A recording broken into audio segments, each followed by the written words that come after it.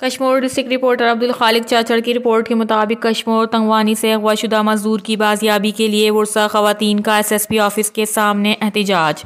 खवातीन का बच्चों समेत कुरान पाक उठाकर मुख्वी सद्दाम लाशारी की बाजियाबी का मुतालबा। नौजवान रक्षा चलाकर मजदूरी करता था। वर्सा खवातीन का कुरान पाक समेत पुलिस ने गेट पर रोक कर SSP से मिलने नहीं दिया। जिला भर से 11 ट्रक ड्राइवरों समेत 16 अफराद डाकुओं के पास यरगमाल हैं।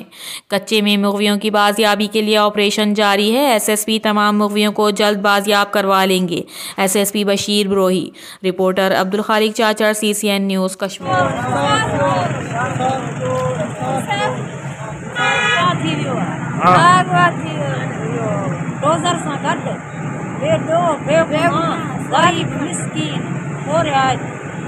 पुलिस छा चवे थी?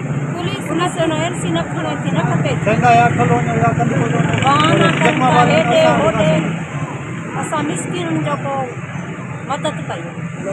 छोकरो खंडी तक न को पुलिस एनसी कटे थी न को कुछ केस पास न थे या मसलो हल न थे। हिते आया साहब हिते ना चवंदा साहब अञा थी आयो ई ना। महिरबानी करे असांखे माना इंसाफ़ कयो वञे।